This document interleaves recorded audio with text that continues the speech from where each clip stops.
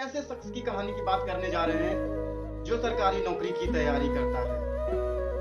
इसीलिए जो सरकारी नौकरी की तैयारी कर रहे हैं या फिर कर चुके हैं, इसको अपने दिल से जुड़ा हुआ जान पाएंगे और इसे कनेक्ट कर पाएंगे खुद से। तो सुनिएगा कि जब एक कैंडिडेट सरकारी नौकरी की तैयारी शुरुआत करता है, उसके पास कुछ भी नहीं होता, उसके पास कुछ भी नहीं होता सिवाय एक सपने के एसएससी रेलवे स्टेट एग्जाम को क्रैक करने के। वो पहुंच जाता है रेलवे एसएससी स्टेट एग्जाम के नोटिफिकेशन के साथ में एक कंप्यूटर सेंटर में फॉर्म भरवाता है और उस दिन उस कंप्यूटर सेंटर वाले को भी रोजगार मिल जाता है। लेकिन उस दिन भी कैंडिडेट के पास में कुछ नहीं होता सिवाय एक सपने के एसएससी रेलवे स्टेट एग्जाम को क्रैक करने के। वो निकल जाता है इसी सपने के साथ में अपने घर से दूर एक किराए के कमरे में, उन लोगों को अपना बनाने जहां पर वो अपने जन्म से बाद में कभी कहीं गया ही नहीं। मिल जाता है उस दिन भी उस किराए के कमरे के मालिक को भी रोजगार। पास पड़ोस में रहने वाली चाय टपरी की दुकान और गल्ले की दुकान को भी मिल जाता है उस कैंडिडेट के जाने से वहां रोजगार। लेकिन उस दिन भी उस सरकारी नौकरी की तैयारी करने वाले युवा के पास में कुछ भी नहीं होता है, लेकिन करता है वो उस सपने के साथ में तैयारी दिन रात एक करके। साल बीतता है, 6 महीने बीतता है, लेकिन पता चलता है कि अभी एग्जाम में देरी है। वो समझाता है अपने आप को, अपने घर वालों को, लेकिन तैयारी करता है दिन रात एक करके। समय बीतता जाता है और उसके मन की चिंता बढ़ती जाती है कि अभी एग्जाम नहीं हो रहा है और उसके घर से जो पिताजी अपना इस साल नया स्वेटर नहीं खरीदे हैं, अपने गल्ले अपना रोटी काट कर भी अपने बच्चे को जो पैसा भेज रहा है उसकी भी चिंता और बढ़ती जा रही है कि क्या कर रहा है हमारा लल्ला।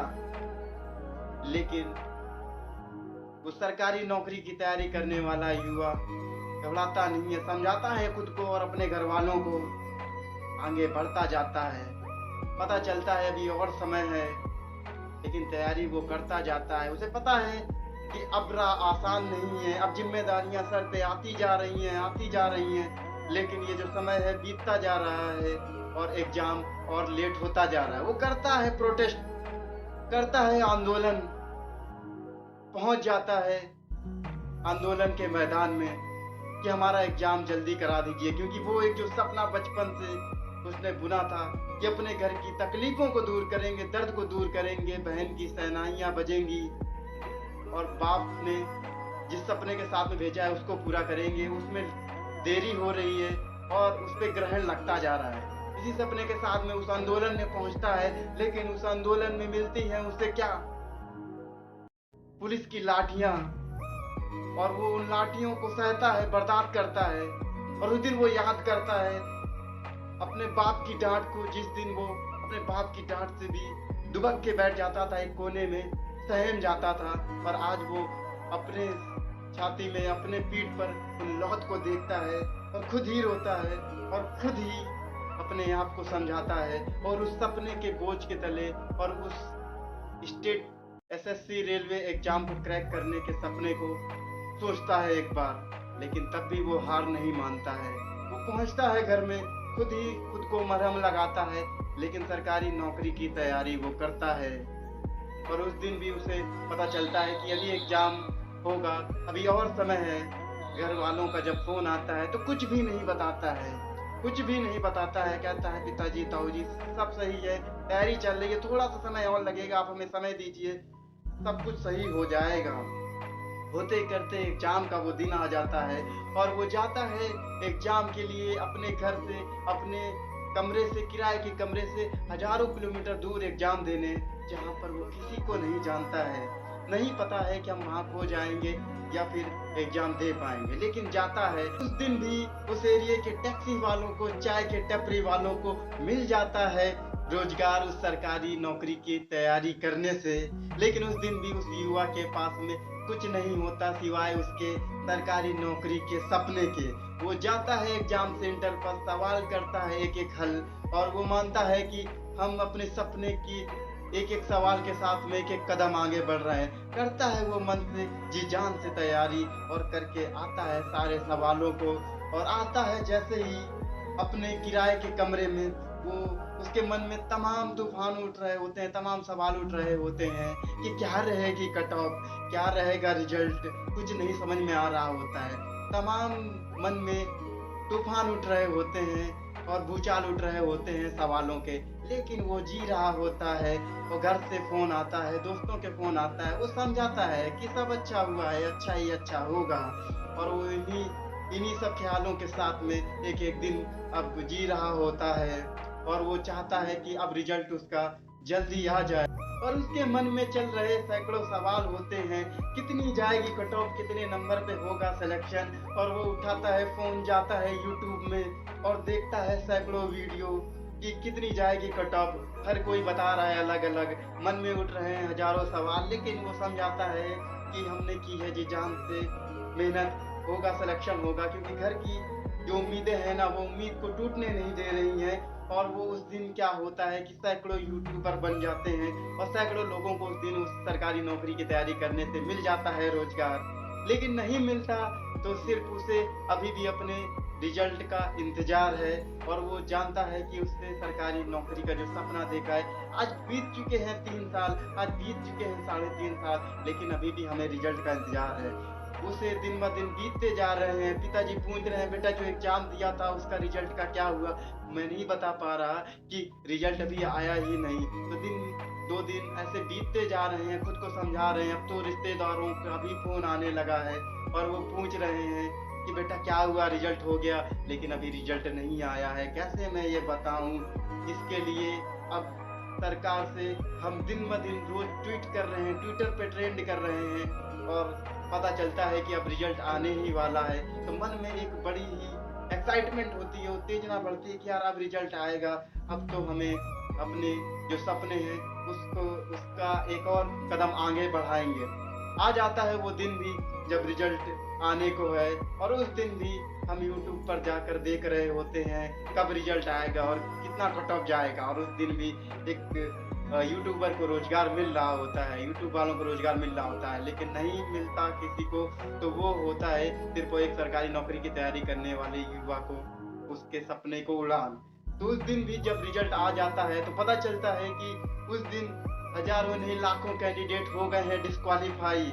और गलती से कहीं अगर मेरा नंबर नहीं आया तो मैं क्या करूंगा, किस मुंह के साथ में वापस जाऊंगा। 3 साल, 3.5 साल, 4 साल एक पिता ने जो अपने पेट को काट कर, अपने नया स्वेटर नहीं ठंड में खरीदा, ठंड में ठिठुर कर जो पैसे भेजे हैं, कैसे जवाब दूंगा। बहुत सारे मन में हिलोरें उठ रही होती हैं। लेकिन रिजल्ट देखता है एक युवा, और वो पाता है कि उसकी मेहनत हो गई है सफल। लेकिन उसके साथ में जो साथी थे, बहुत सारे ऐसे भी हैं जो हो गए हैं असफल।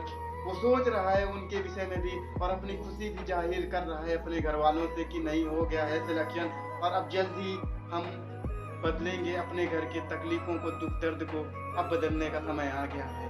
लेकिन अभी भी मंजिल दूर है। पता चलता है कि अभी ज्वाइनिंग लेटर आना है और अभी मेडिकल होना है, क्या होगा।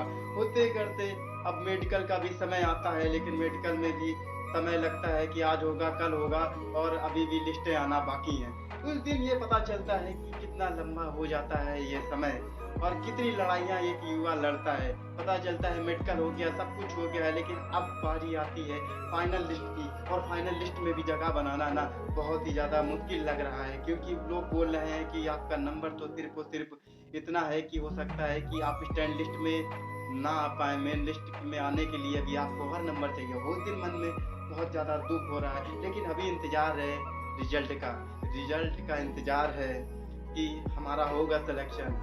और हम इंतजार कर रहे हैं। रोज घर वाले पूछ रहे हैं कि बेटा हो गया, लेकिन बेटे के मन से कुछ भी जवाब नहीं आ पा रहा, क्योंकि अभी भी मैं फाइनल लिस्ट रेलवे ने जारी नहीं किया है, एसएससी ने जारी नहीं किया है, स्टेट ने जारी नहीं किया है। इन्हीं सभी चीज़ों के साथ में वो दिन ब दिन जी रहा है, और अपनी प्रेमिका को भी बता रहा है कि अभी थोड़ा और समय दो, हम सब कुछ सही हो जाएगा और हम आप ही से ब्याह रचाएंगे। लेकिन क्या पता कि क्या होगा फाइनल लिस्ट में। और फाइनल लिस्ट होते करते 1 साल लग जाता है, 1 साल भी हो जाता है, 2 साल भी हो जाते हैं, नहीं आ पाती। फिर करते हैं प्रोटेस्ट, फिर सहते हैं पुलिस की लाठियाँ, फिर सहते हैं उन लौदों को जो हमने शरीर पे खाई हुई हैं। लेकिन फाइनली अंत में हमारी मेहनत होती है, सफल आता है रिजल्ट, लेकिन उस दिन लाखों कैंडिडेट डिस्क्वालीफाई हो जाते हैं और बहुत सारों को खुशी होती है, लेकिन उससे कहीं ज़्यादा लोगों को दुःख होता है, क्योंकि वो 5 साल के बाद में एक ऐसे सपने को विराम दे रहे होते हैं, जिसे पता ही नहीं था कि उसमें उसका सिलेक्शन होगा भी कि नहीं होगा। बहुत सारे लोगों का सिलेक्शन हो गया है, मेरा भी सिलेक्शन हो गया है, लेकिन मुझे मुझे मेरे साथियों की याद आ रही है जो डिस्क्वालीफाई हो गए हैं। वो क्या जवाब देंगे अपने प्रेमिका को, अपने घर वालों को, अपने सपने को, अपने बहन की शादी जो उसने सपना पिरोया था, कैसे क्या होगा उन सपने को, वो उन सपने को परिणाम पर पहुंचने के लिए 5 साल लग गए हैं और आज 5 साल पूरे हो गए हैं और हमारे जो प्रधानमंत्री हैं उनका चुनाव भी दोबारा आ गया है और वो दोबारा से चुनाव लड़ेंगे, लेकिन हम वहीं के वहीं खड़े रह गए हैं। इतना समय क्यों, पूछता है एक युवा कि एक भर्ती को पूरा कराने में 5 साल क्यों? एक युवा जिसकी लग गई सरकारी नौकरी, चलिए बहुत कुछ ठीक है, लेकिन जो करोड़ों की संख्या में फॉर्म गया हुआ था, लाखों की वैकेंसी थी, तो मतलब लाखों कैंडिडेट हो गए जो डिस्क्वालीफाई, उनका क्या? वो एक 5 साल के बाद में एक ऐसे रिजल्ट के साथ में है जिसको वो अपने घर वालों को भी बताते हुए एक जहर का घूंट पी रहे हैं, अपने पड़ोसियों के ताने सह रहे हैं, उनके माँ बाप सह रहे हैं। वो किस दुख दर्द से गुजरता है, इसको समझना होगा हमारी सरकार को, हमारे मैनेजमेंट को, हमारे सिस्टम्स को, कि क्यों लगता है इतना समय। एक जो युवा 18 साल की तैयारी में शुरुआत किया था, 23-24 साल की उम्र हो गई है, उसके साथ में पढ़ने वाली लड़कियों की भी शादी हो जाती है और अब जब 5 साल बाद उनसे मिलते हैं तो उनके बच्चे, जो कभी हमारी प्रेमिका थी, अब वो उनके बच्चे हमें मामा कह के पुकारते हैं। लेकिन क्या है, हम एक ऐसे रिजल्ट के साथ में अपने करियर को पूर्ण विराम दे देते हैं जिसको हमने कभी एक बड़ी ऊर्जा के साथ में स्टार्ट किया हुआ था और उस ऊर्जा को क्षय कर लिया है हमारे इस मैनेजमेंट ने, इस सिस्टम्स ने, जिसने 5-5 साल का भर्ती प्रक्रिया बना रखा है, पंचवर्षीय योजना बना रखा है। मानो कि एग्जाम ना हो गए, एक चुनावी क्रियाकलाप हो गया कि जब चुनाव आएंगे तभी एग्जाम के रिजल्ट आएंगे, बाकी बीच में 5 साल आप रोइए गाइए, पुलिस की लाठियां खाइए, कोई फर्क नहीं पड़ता। क्यों नहीं चेंज होना चाहिए ये सिस्टम? क्यों नहीं भर्ती प्रक्रियाओं का सिस्टम चेंज होना चाहिए? आज रेलवे की भर्तियां 4-4 साल हो गया है, वो पंचवर्षीय योजना बनती जा रही है, एसएससी का भी यही हाल है, स्टेट एग्जाम्स का भी यही हाल है। और जरूरत है तो बदलने की। एक युवा जब सरकारी नौकरी पा लेता है तो बहुत कुछ अपने समाज में उसका अस्तित्व बन जाता है, लेकिन जो डिस्क्वालीफाई हो जाते हैं उनके विषय में हम फिर कभी करेंगे वीडियो में बात। लेकिन दोस्तों, कुछ इस तरीके से ये कहानी होती है। किन पॉइंटों को हमने छोड़ दिया है आप कमेंट सेक्शन पे जरूर बताइएगा, कवर करने की कोशिश किया है। फिलहाल इस तरीके से रही है ये कहानी, कैसी लगी आपको कमेंट सेक्शन पे बताएं। फिलहाल थैंक यू, धन्यवाद।